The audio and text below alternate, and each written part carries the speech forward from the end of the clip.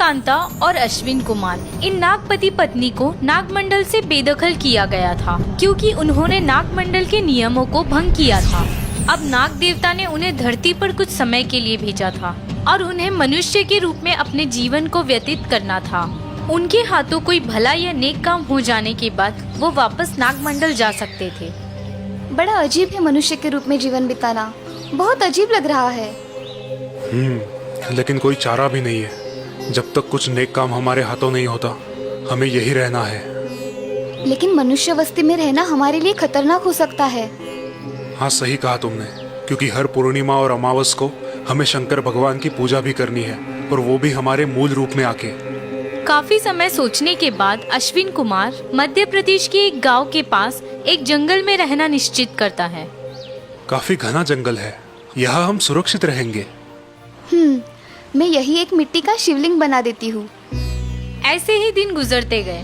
सूर्यकांता और अश्विन कुमार एक सामान्य जिंदगी जी रहे थे, मगर बिना भूले हर पूर्णिमा और अमावस्या को अपने मूल नाग के रूप में आके शिवलिंग की पूजा करते थे। एक दिन रात को उन्हें किसी छोटे बच्चे का रोना सुनाई दिया। सुनिए, क्या आपको किसी बच्चे का रोना सुनाई दे रहा है?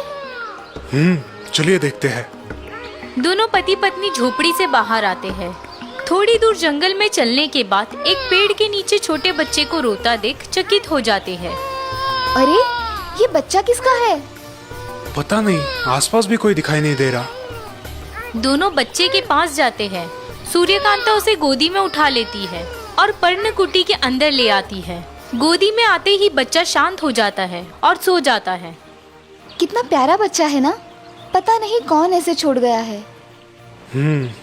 कुछ देर बाद बच्चा फिर से रोने लगता है, इसीलिए सूर्यकांता उसके शरीर से लपेटा हुआ कपड़ा निकाल देती है और बच्चे को देख चिंतित हो जाती है। हे नाग देवता, ये क्या? क्या हुआ प्रिय? जरा देखिए तो, इस बच्चे के दोनों पैरों में व्यंग है। ओह, ये तो बड़े दुर्भाग्य की बात है। कोई बात नहीं, हम इस बच्चे की परवरिश करेंगे। हाँ, आज से हम इसे अशोका बुलाएंगे। सूर्यकांता और अश्विन कुमार अशोका को बड़े लाड़ प्यार से बड़ा करते हैं। सूर्यकांता रोज रात को किसी औषधि वनस्पति के तेल से उसके पैरों की मालिश करती है, जिसकी वजह से धीरे धीरे अशोका अच्छे से चलने फिरने लगता है। माँ देखिए, मैं एकदम ठीक हो गया हूँ। क्या अब मैं इस जंगल से बाहर जा सकता हूँ? अभी नहीं बेटा, पहले तुम थोड़े और बड़े हो जाओ। और इस प्रकार अशोका के माता पिता उसे जंगल के बाहर जाने से रोकते थे। अशोक अब 15 साल का हो गया था। एक दिन वो चुपचाप जंगल के बाहर गया और वहाँ की रहन सहन, लोग, उसी के हम उम्र बच्चे और खाना पीना इत्यादि देख के मोहित हो गया। ओह, ये तो एकदम अलग दुनिया है। कितनी प्यारी है, रंगीन है। बहुत चलने के बाद अशोका को अब भूख लगती है। वो एक घर के यहाँ जाता है और खाना मांगता है। क्या मुझे थोड़ा खाना मिल सकता है? बहुत भूख लगी है। घर की मालकिन बाहर आती है और उसे खाना देती है। कुछ देर बाद उस घर में रहने वाला लड़का कुमार पाठशाला से आता है और अशोका को देख खुश होता है। दोनों साथ मिलके खेलते हैं। कुमार, अब मैं चलता हूँ, बहुत देर हुई है। माँ पिताजी चिंता करेंगे। ठीक है, कल फिर आना। और तुम कहाँ रहते हो? जंगल में हमारा छोटा घर है। अशोका वहाँ से निकल जाता है और तभी कुमार के पिताजी जमुना दास, जो कि एक लालची व्यापारी है, वहाँ आते हैं। कौन था ये लड़का? गांव में नया है? शायद अशोका नाम है उसका, जंगल में रहता है। जंगल सुनते ही जमुना दास सोच में पड़ते हैं। जंगल? वहाँ तो हिंसक जानवर भरे पड़े हैं। ये लड़का वहाँ रहता है? कुछ तो गड़बड़ है।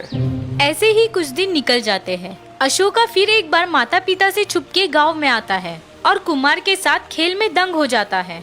अशोका, बहुत देर हो चुकी है, तुम्हें घर जाना चाहिए। ओह, बहुत देर हो गई, मुझे निकलना चाहिए। अशोका को घर जाने में देरी होती है और उस दिन जमुना दास अशोका का पीछा करते हुए जंगल पहुंचता है। ओह, ये लड़का यहाँ रहता है। बड़ी अजीब बात है। कुछ देर यही रुकता हूँ। थोड़ी देर बाद अशोका के माता पिता पूजा की थाली लेके बाहर आते हैं और अपने मूल रूप में आके शिवलिंग की पूजा शुरू करते हैं। ये सब देख जमुना दास हक्का बक्का रह जाता है। सूर्यकांता और अश्विन कुमार के सर पर चमकता नागमणि देख जमुना दास के मन में लालच निर्माण होता है। ओह, इसका मतलब इस लड़के के माता पिता इच्छाधारी नाग है। मतलब वो लड़का भी इच्छाधारी नाग होगा। अगर मुझे तीनों नागमणि मिल जाए तो मैं दुनिया का सबसे अमीर आदमी बन सकता हूँ। दूसरे दिन जमुना दास अपने 4 हट्टे कट्टे गुंडों के साथ अशोका के जंगल वाले घर जाता है। सूर्यकांता और अश्विन कुमार खाने का प्रबंध करने जंगल गए हैं और अशोका अकेले ही खेल रहा है। पकड़ो इस सांप के पिल्ले को। अशोका अचानक हुई इस बात से डर जाता है। चारों आदमी अशोका को घेर लेते हैं।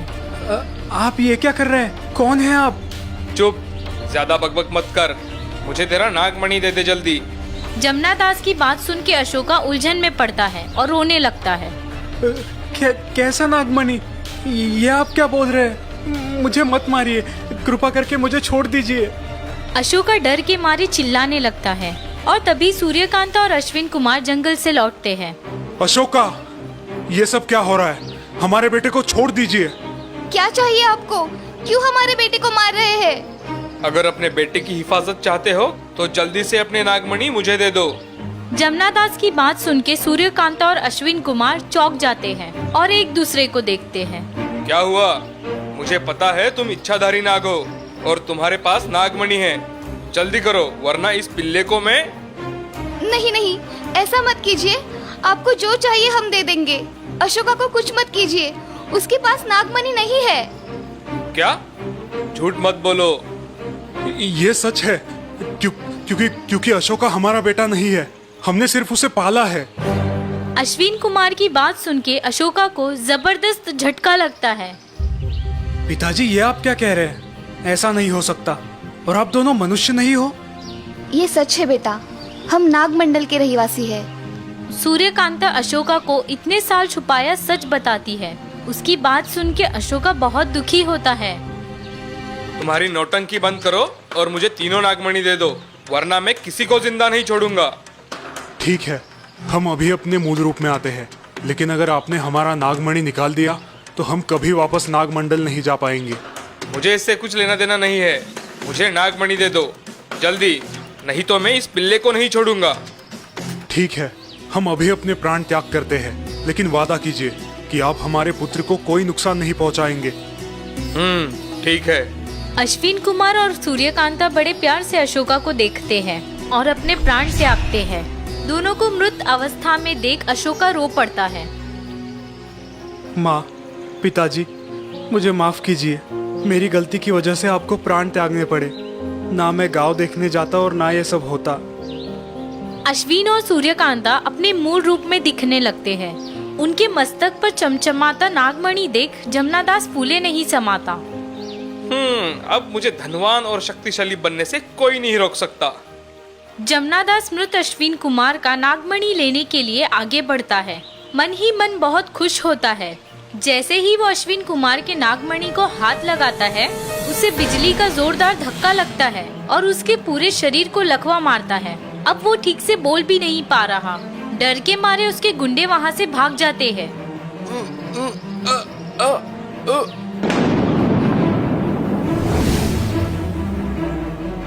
मूर्ख इंसान, तुझे क्या लगा नागमणि हासिल करना इतना आसान है? इन दोनों ने एक इंसान के बच्चे की जान बचाई, उसे प्यार से पाला, जिसे आप जैसे किसी अक्लमंद इंसान ने जंगल में मरने के लिए फेंक दिया था। नागराज आशीर्वाद से सूर्यकांत और अश्विन कुमार को फिर से जीवित करते हैं। दोनों फिर से इंसान के रूप में आते हैं। प्रणाम नागराज। अश्विन कुमार, सूर्यकांता, आप दोनों की सजा पूरी हुई है। अभी आप नागलोक चल सकते हो। सूर्यकांता और अश्विन कुमार सोच में पड़ते हैं। नहीं नागराज, हम अशोका को इस भयंकर इंसानी दुनिया में अकेला नहीं छोड़ सकते। आपकी इजाजत से हम यही धरती पर ही रहना चाहेंगे। सूर्यकांता की बात सुन के अशोका भावुक होता है। माँ, पिताजी, मुझे माफ कीजिए। मैं आपको गलत समझता रहा। आप मुझे बाहरी इंसानी दुनिया से दूर क्यों रखते थे, ये बात अब मेरे समझ में आई है। आप मेरे लिए इतना बड़ा त्याग मत कीजिए। आप नागमंडल जाइए। नहीं अशोका, हम तुम्हें छोड़ के वहाँ खुश नहीं रहेंगे। हमारा सुख तुम्हारे साथ ही है। नागराज सूर्यकांता और अश्विन कुमार की बातें सुन के प्रभावित होते हैं और उन्हें आशीर्वाद दे के चले जाते हैं। जमुना दास लंगड़ते लंगड़ते अपने घर चला जाता है और यहाँ अशोका अपने माता पिता के साथ खुशी खुशी जीवन व्यतीत करता है।